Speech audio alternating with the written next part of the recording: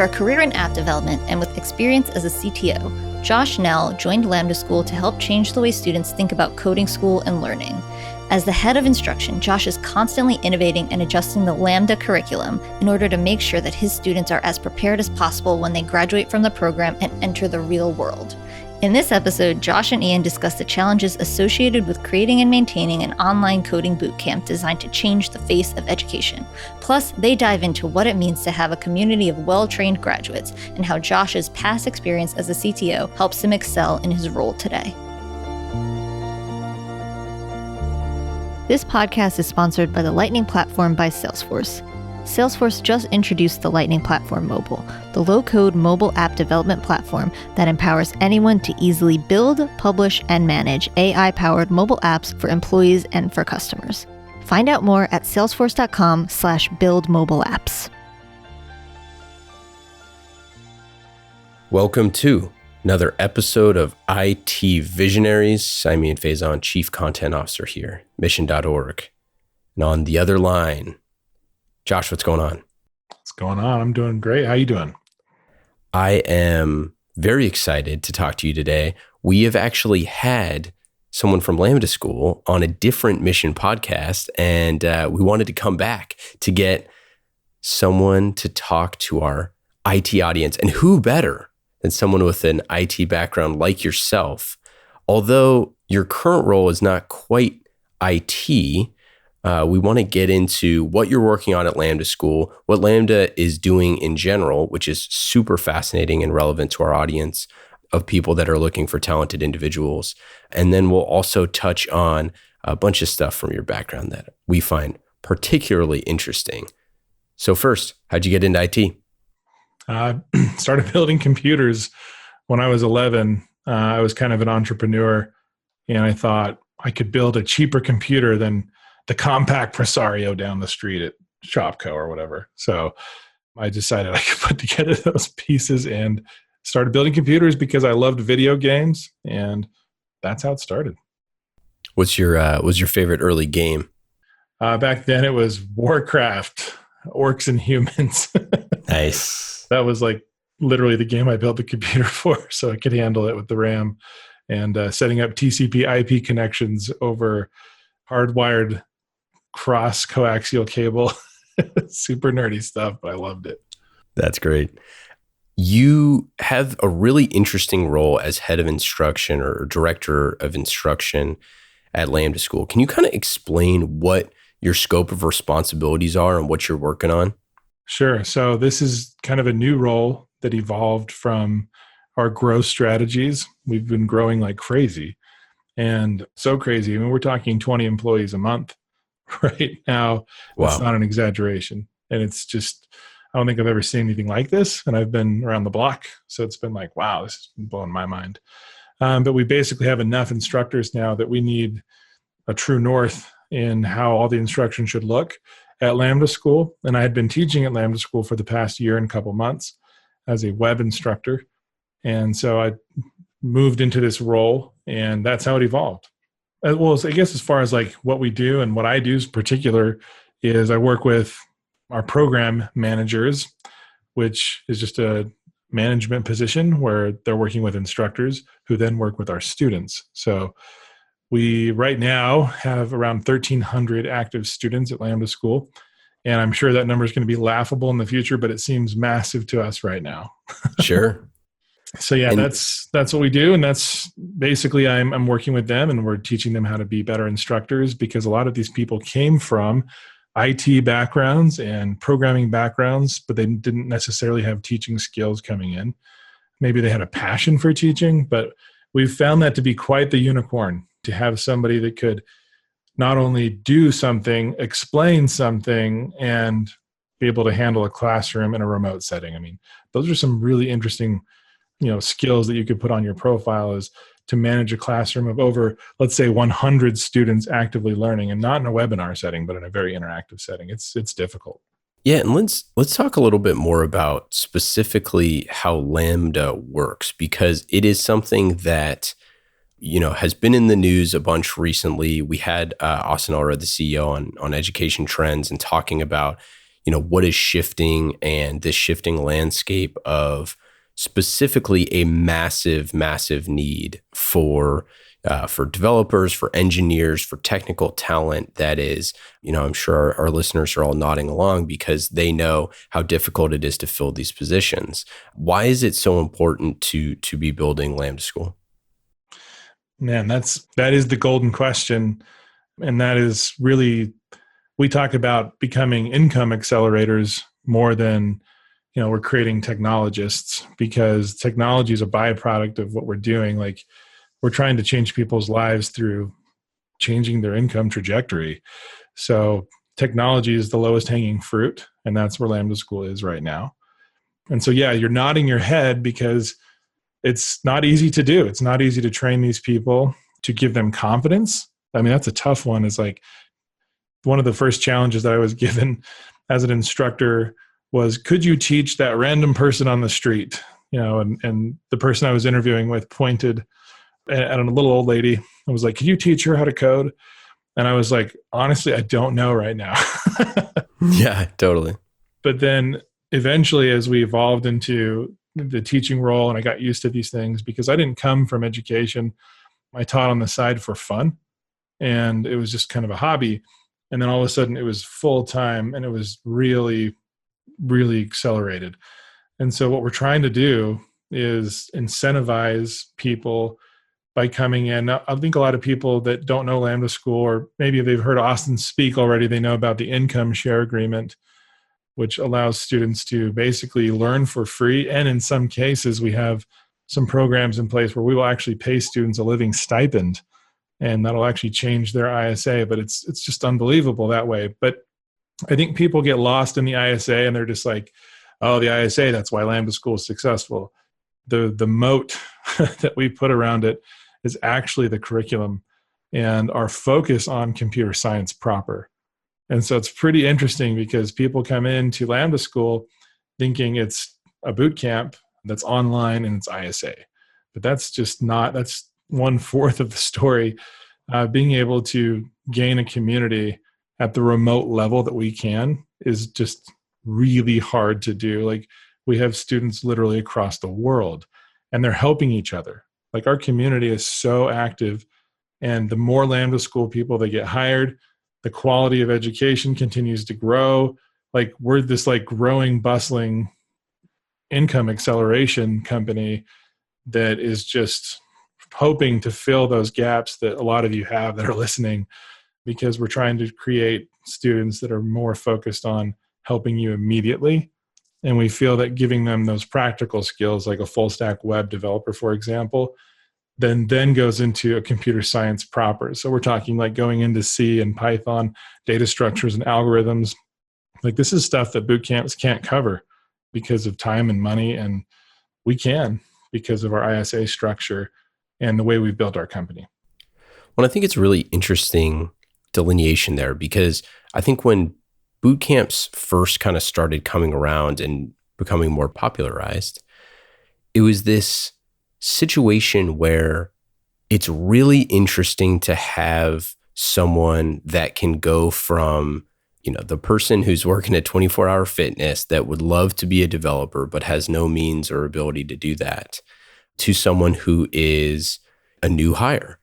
But the problem is, with the huge problem that Lambda has kind of figured out is this: they don't have $20,000 sitting in their bank account in the vast majority of cases. So if you align incentives to that person not having to come out of pocket for that, and then, a percentage of their income once they get hired going back to Lambda School, it's a win-win-win. But like you said, it goes far beyond that with the level of instruction and the quality of instruction, because you have such a firm business model and foundation. Why is the instruction different? I mean, I know this is your baby, this is what you do, but why do you think that it's a competitive advantage that your graduates have something that, it isn't really out there? And I would add that there's something about not having to worry about, bankrupting yourself and your family, that I'm sure gives a level set, a quality of life that is much improved. But beyond that, what makes, Lambda School graduates more talented potentially? I think it begins with what you just said about that mental barrier, the financial barrier being removed. So that's number one. But the interesting thing is the grit level, like the grit level of an Lambda School student. I feel like it's just, and this is anecdotal, I don't have data pieces on grit, but thinking about, like, I teach as an adjunct professor at a local university, and some of those students come in and they're using a scholarship. They've kind of got a different experience. Sometimes it's like, you teach me kind of attitude. And when a Lambda School student comes in, sometimes they're on their last leg of hope. Sometimes they've come in, they already have a master's degree and they're looking for hard skill. And so they're coming in and you look at their eyes and they're like, I'm here to learn. It's different. It gives me goosebumps because they're just like, I want to learn. And so when that switch is flipped, it's different. And so when I'm teaching HTML and CSS, let's go with something that a lot of people can relate to. So HTML and CSS is not that difficult to obtain, but when you have like this insatiable hunger behind you to learn HTML and CSS, all of a sudden the lessons become 10 times more impactful and the students trust you. So when you go to a university, and I can't talk bad on universities. I have an undergrad and a master's degree. Like I don't want to talk bad on them. I think there's value in some social constructs there. But as far as educational and like pedagogy and transferring of knowledge, there's some problems there. And so being able to cut through that, like we're not accredited, and that's probably the best thing about our education is because we're not accredited, we don't have to worry about listening to everybody else's opinion and the money game that is accreditation. I've been part of accreditation boards and it's laughable that it's a money game. And so for me, we don't have to do that. What do? We go to the hiring partners. We say, what do you need to hire right now? And what do you wish you had? And they're always like, oh, we wish we had deeper knowledge of computer science just so they could be better critical thinkers, so that if we switched code bases, they weren't just limited to one. And we're like, oh, okay. So you're looking for critical thinkers. And they're like, yeah, like if it's React, now it's going to be something later. And so our mentality and what makes us really different, and I think everybody thinks this about themselves, but we really pride ourselves on the fact that if React went out of style, for example, in a full stack web development course, we would be fine transitioning as soon as possible because we are looking towards the hiring managers and we're not looking at what our instructors can teach. Yeah, I think that's such a critical insight because there's a huge gap between, regular education, traditional education, oftentimes, potentially for-profit education, and the hiring manager, and ultimately, and the recruiter to begin with, right? Like first it's got to get to a recruiter and then it's got to get to a hiring manager. And I think that what is so cool about Lambda School is it's not like a replacement for college. It's not trying to, say that those things are unnecessary or not valuable for other people. Like people can find value where they want to. What I think that it is the most valuable thing, it kind of in my opinion, in talking to graduates and talking to students and things like that, is it's a crystal clear way for students or for someone who wants a career to be a developer to get there as fast as possible in a way that like doesn't ruin their home life. I mean, that part of it that so many of these folks and the folks that I've talked to is that they just don't feel like they can do it. They didn't grow up with a family of developers. They didn't necessarily grow up with a computer at all. And, now they have phones and things like that. Obviously they have computers in their pocket, but they definitely didn't grow up, in a place where they had those things. And a lot of that is just telling them that they can do it, giving them that advice, giving them inspiration, and saying like, no, look, there's someone like you that has gone through this exact thing. And I think that, and by the way, do you want to talk to that person? Because they're right here if you want to, talk to them. I think community a lot of times gets thrown around. Do you feel like the community of your graduates is something that, feels special from other places that you've been to? Yeah, I mean, I almost feel like you're teeing me up for success with that question because the students are just on fire about what we have to offer. I mean, so much so that we will see little tweet storms that come up from gatherings from Lambda School students that weren't sanctioned or like set up by Lambda School. It's like not that we sanction anything, but we're just like, where did this come from? This little group. And it's like, oh, they naturally came together because of the community and the remote community that we have. So it really starts with Slack right now and having these little subgroups. And then we start doing meetups. And so we started to realize the power of our own community. It's funny how it seems so dumb to think we didn't have a community. No, it just grew so fast and so wide. And so we have these awesome communities now where we're now having Lambda School students interview other potential employees that are Lambda School students.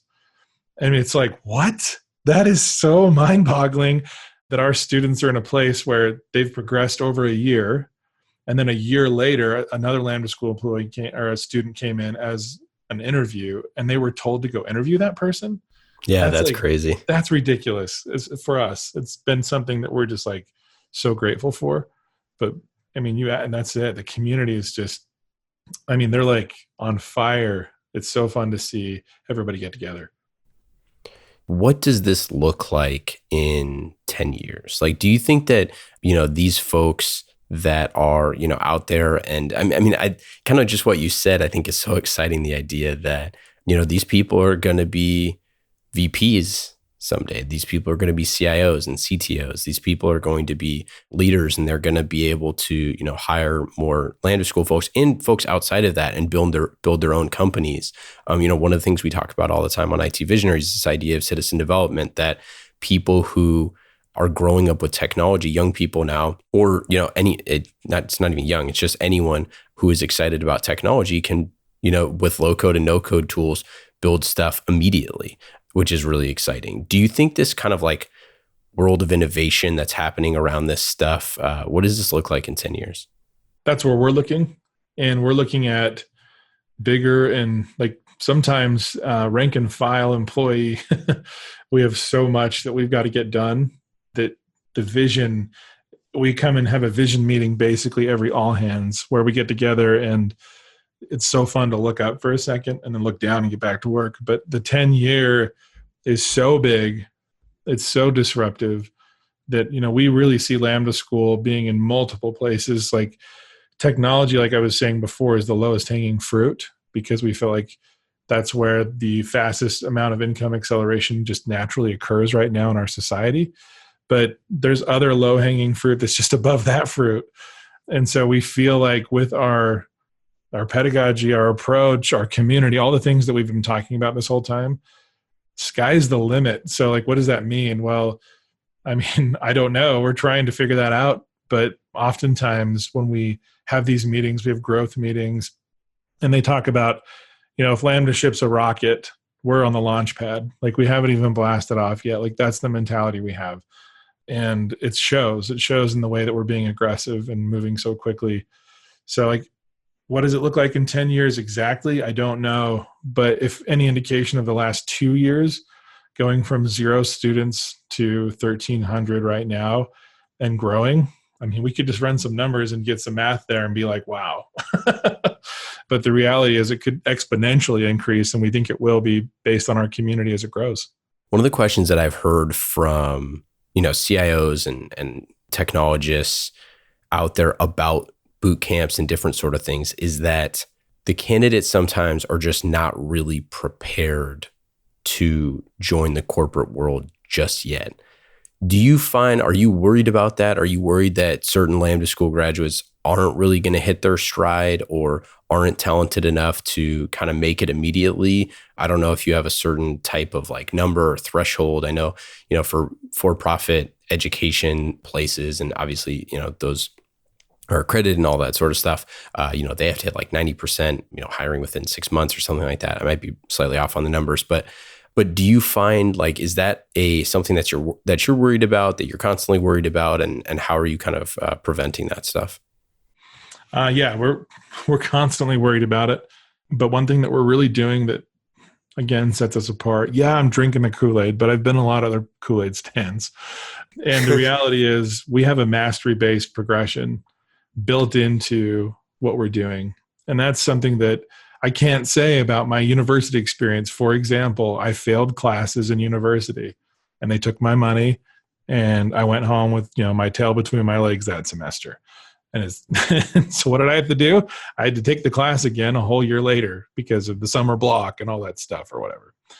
And so you have such a horrible learning cycle there, and you can't get to the end result, which is to get a job, to get educated, to become successful and accelerate ourselves, right? So with the mastery-based progression, we actually have a name for it internally. It's called Flex, and it allows our students to flex into a repeat week.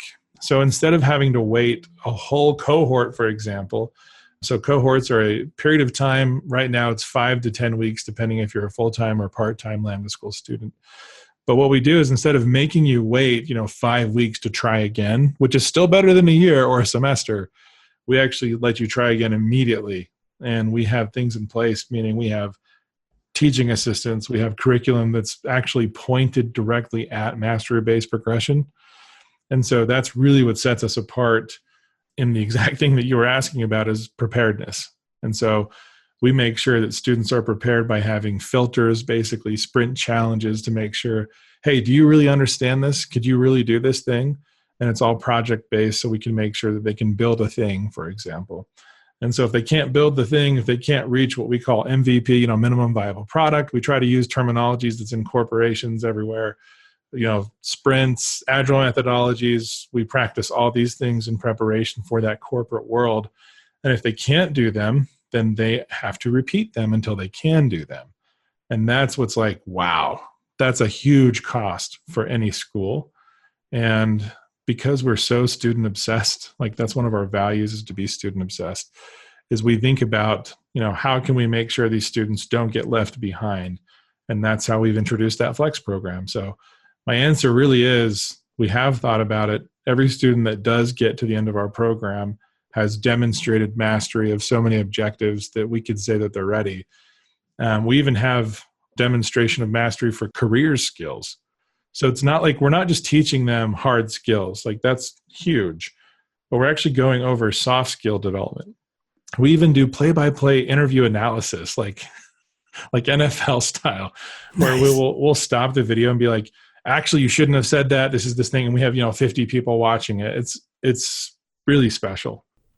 So, I don't want to push too hard on this, but there is a little bit of the professionalism through the process where it kind of feels like you might cook the books a little bit. It's like this person is such a honed candidate that it's like, of course they're going to say yes. Do you ever have the situation where it's a little too good to be true and you get a call from the hiring manager and saying, hey, this person just isn't working out, and it kind of wasn't what we paid for lack of a better term?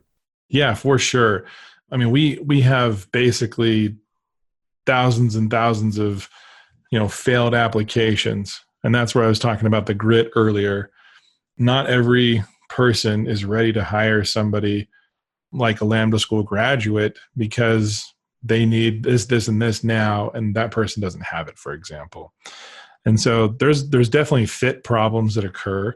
And so we definitely don't cook our books in the sense that everybody is, we don't have 100% hire rate, for example. Yeah. That's our goal. But the reality is that's not where we are. And so students are going through the process. And then sometimes they just interview really poorly. They're not a good interview. And what happens then? Well, we have career coaches, like we have full-time dedicated staff, lots of staff that are dedicated to this specific problem. So if somebody goes, they have a bad interview, they have someone to come back to and say, I screwed this up. And they're like, okay, what happened? For example, I just worked with a student. She got hired. We had a celebration. It was awesome.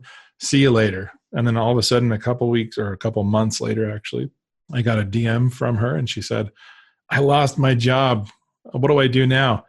And the coolest thing is if you lose a job at Lambda School, like if you lose a job and you've gone through Lambda School, we have lifetime career support. So what happened? Hey, go talk to the career coach. Let's get you back in the system. And guess what happened this week? She got hired again.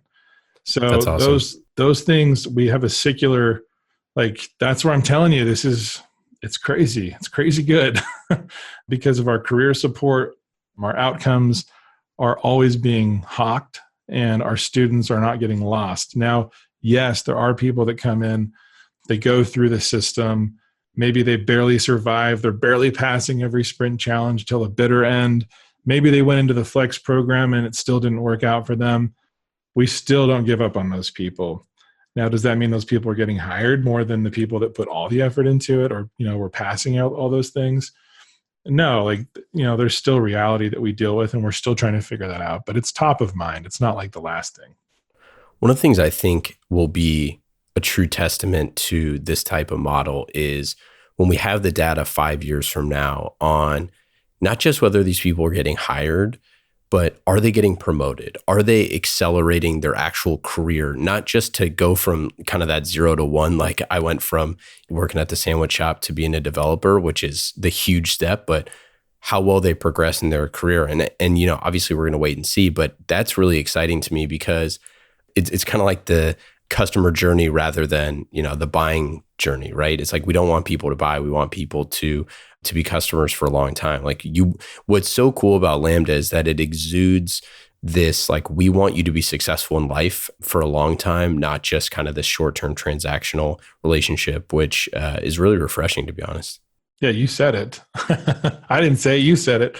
But the reality is that's our goal. I mean, when I say lifetime career support, as long as we're in business, lifetime, we're going to be supporting our students. And I just, my university never did that. They were happy to take my money, but I didn't get any career support. And again, I'm not disparaging the universities out there, but no, it's a different tool for a different job. I think that's ultimately what it comes down to. I mean, what universities do and how they, raise the vast majority of our, 18 to 22-year-olds in this country. There's a ton of value for that, people who want to learn that way, but there's lots of different ways that people learn. And this is a really good way for people who want to become developers. And I think that, it's not one or the other, it's both and people get to having more options for people to self-select into how they learn best is really powerful because traditionally there just weren't a ton of options like this. Yeah, we love university graduates because it's kind of a grit badge. So we have people come in and if they've got an undergrad or a master's degree, we automatically we have numbers. We can be like, this person's they're going to do their best. We don't filter on those kinds of things. Again, we are literally trying to get as many people as we can to come to Lambda School.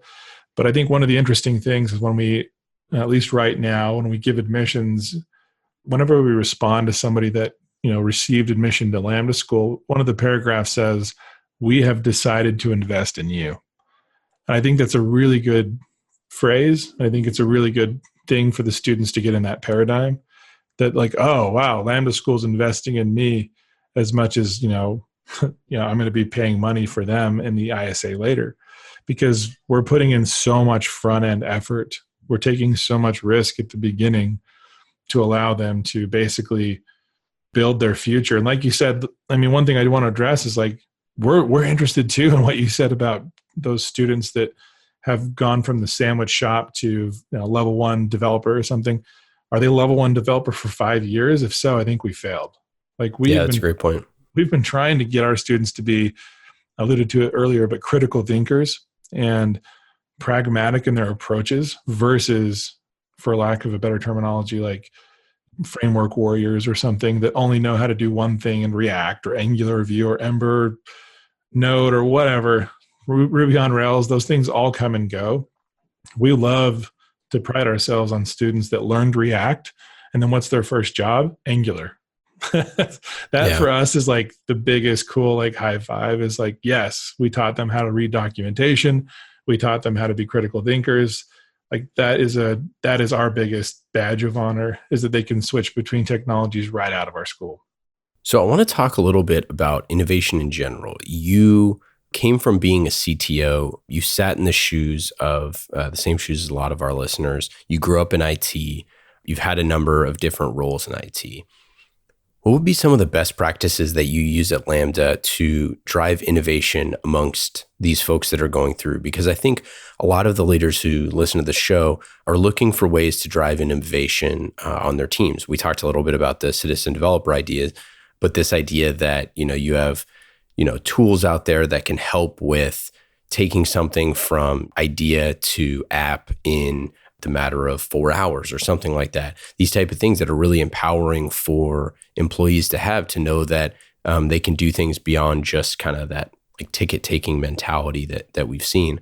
What are some of those things that you've seen that have worked really well that you would recommend to people of innovating inside of their organizations? Yeah, I think that's everybody's, it's top of mind when you kind of develop the status quo for your team. Things are going really well, but you're just like, we're missing an accelerator. And I think a lot of times the internal accelerations that I've seen at other companies before Lambda has been taking a chance. And there's always risk involved no matter what in business. We all know that. But the risk of investing in your employees can be really scary, because if your employee becomes smarter, they're going to ask for more money or they're going to go somewhere else. I've had a lot of my peers have that very discussion over lunch where it's like, if I invest in this person, and I don't know the famous quote right now. But it's like if you invest in someone, or it's the CFO says to the CIO or whatever it is, like, or it's like, hey, we need to invest in these people or they leave. It's like, what if we don't invest and they stay? Exactly. Yeah. And so I am repeating wisdom gained elsewhere, but that is the reality. That is the reality that we live with every day at Lambda School, is if we don't invest in our processes, like our biggest sunk cost is maintaining a ratio of our project managers to students, for example. Like that is something that allows us to maintain that good, like personable feel as we scale to 1,300 students. It has the same feel as when we had 500 students, because we have taken the risk and we've decided to reinvest in the machine, the engine that is Lambda. And I think it is so hard. Clayton Christensen talks about marginal thinking and thinking like you're just like so close to just like, I'm going to make this decision because right now it hurts, right? Versus in 10 years, it could change our lives. Look, in my position as CTO, it's so easy now that I'm not a CTO and I don't have those same kind of major heavy decisions on my shoulders that I did. But I know those pains when it's like, well, of course you think marginally because we're human and you want to solve the pain right now. But man, what if we had invested more in this thing over here? So what is that thing? Well, I think it's your people. It's the people that you work with. It's like educate those people, form those people into the future of what you want your company to look like. And then amazing things happen. So, I mean, I think a lot of people hearing me are going, yeah, I know that. But the reality is, are you doing it? Are you actually doing it? And that's where I've seen Lambda School put their money where their mouth is. And we have reinvested, all of our efforts and time into the students' success. We've talked to a lot of leaders that were nervous about doing a hackathon for the first time. Like whether it's like, that's going to passe or whatever the reason is, or just like, well, we don't want to confuse people. We want people to stay focused and all that sort of stuff. But it's like the lack of focus is there anyways, because there's something that bugs every single one of your employees. And they're like, why is it, the timesheets is so stupid? Or why is it that, whatever expense reports or whatever that thing is that bugs, your employees, it bugs them anyways. So giving them an outlet for that creativity of, hey, take a day and work on it. And I forget exactly who it was, but one of the CIOs that we had on recently was that they could just put an out of office reply and say, I'm not working today because of CIO, whatever their name was, like take it up with him sort of thing. And just giving them like a free day to experiment and explore. You have a lot of like rigid structure. How do you allow for creativity and serendipity in the instruction? It is a total mental buy-in from the executive board that needs to happen first. That was the biggest thing I've seen in past companies is the executive board was so worried against marginal thinking, but thinking about the bottom line when really the profits are good, margins are healthy, like, this is our time to grow. And sometimes when those things are good, they're looking on. I've seen other companies try to downsize, right, and make even more money. And so those kinds of opportunities, man, it's so easy for me to say on a podcast. When I'm in the thick of it and I'm looking at my spreadsheet, it's a lot easier to be like, you know what, I don't want to invest here because it's so hard to do it to the bottom line. But the reality is, if you invest in those people, man, like we had an amazing experience at another company, not Lambda School, where they basically had a hack week. It was like a hack day. And it was like, whoever had the best idea, the company was actually going to invest in them. They were going to stop their full-time job to go do that on the side. It's like, wow, whoa. that's crazy. And they did it. And they built out actually a hardware software hybrid, and they took it to market. It ended up being somewhat successful. It wasn't like the best thing in the world, but what it did is it made every other employee in the company salivate. Yeah.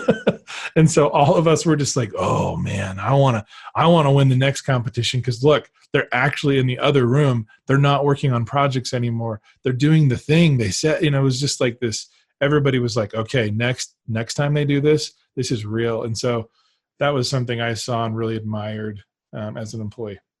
Any other things that, as a CTO, you felt like you wish you had done better, or you wish you could have kind of changed, those kind of low moments that you think, looking back, you're like, man, I wish I had focused on blank? Yeah, I really wish I had focused on the upgrading of the knowledge from the executive level. There was no empathy for technology. And so Yeah. I was like the emissary of the technologists. And so I'd come in and I'd be like, technology. And they're just like, business, right?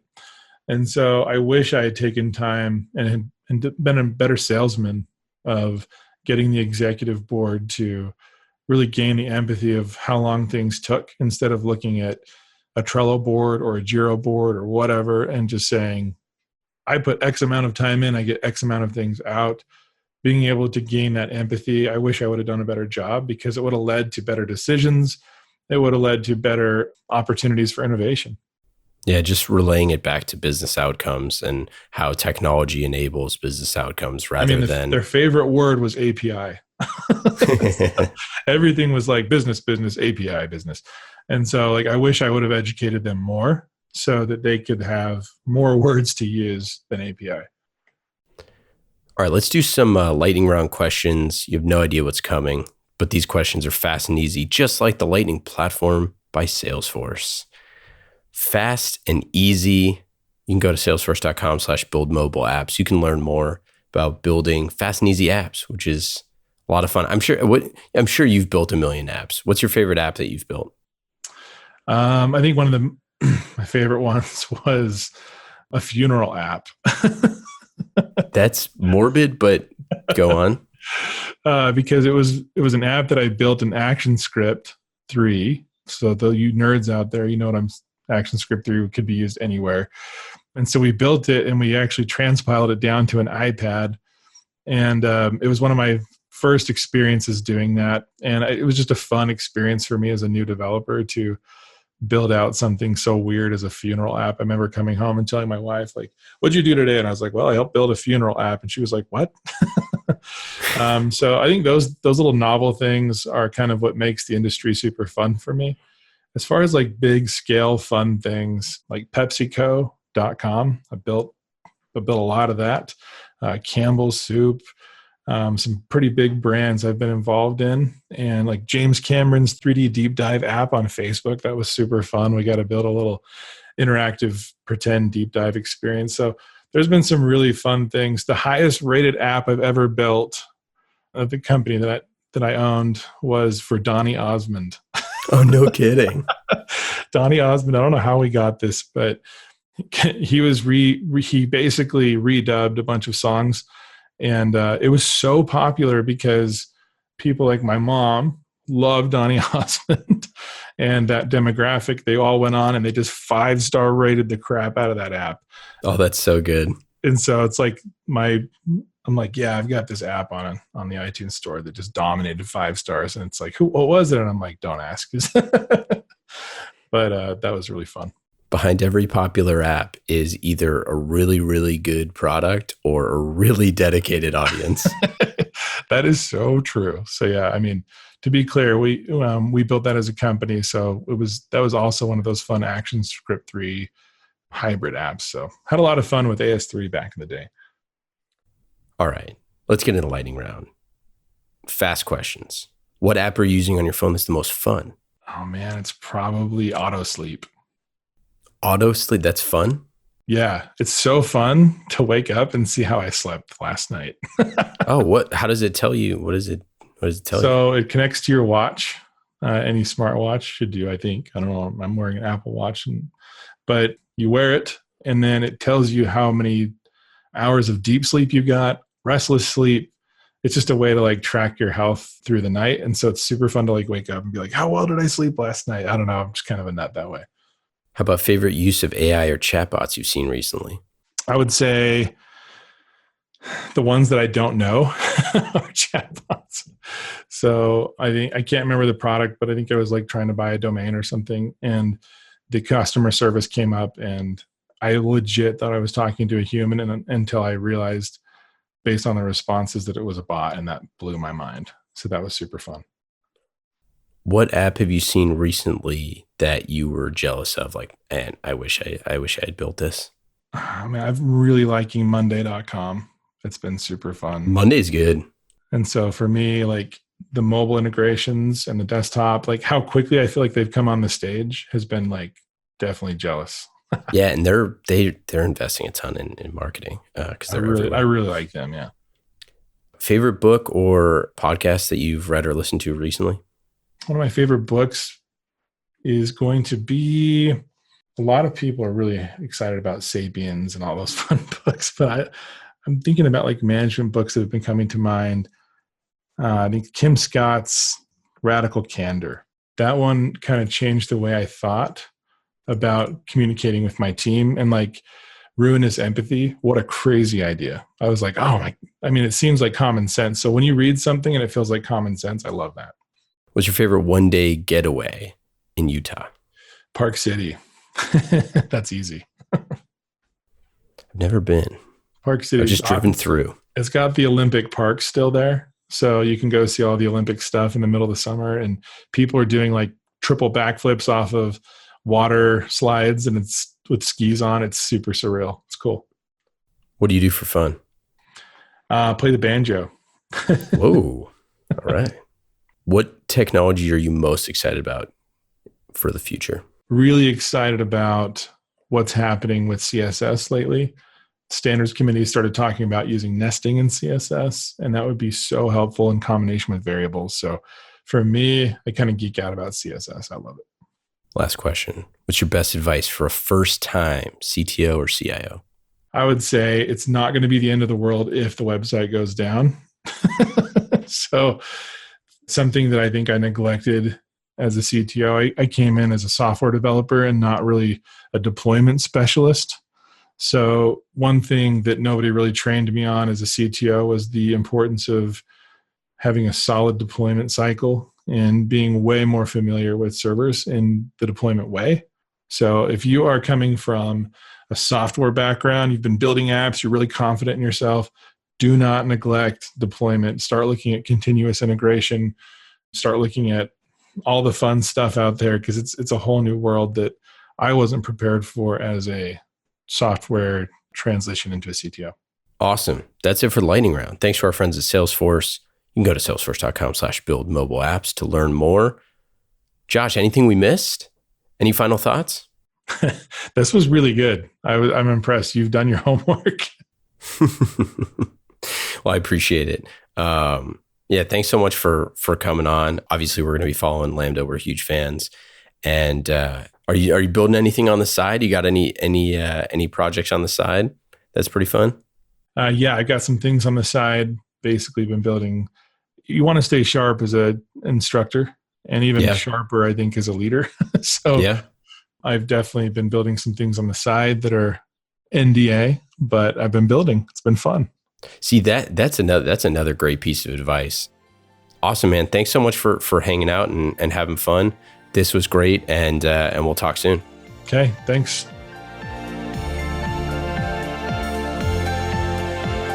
Thank you again to our friends at Salesforce. IT Visionaries is brought to you by the Lightning Platform by Salesforce. Salesforce just introduced the Lightning Platform Mobile, the low-code mobile app development platform that empowers anyone to easily build, publish, and manage AI-powered mobile apps for employees and for customers. Find out more at salesforce.com/buildmobileapps.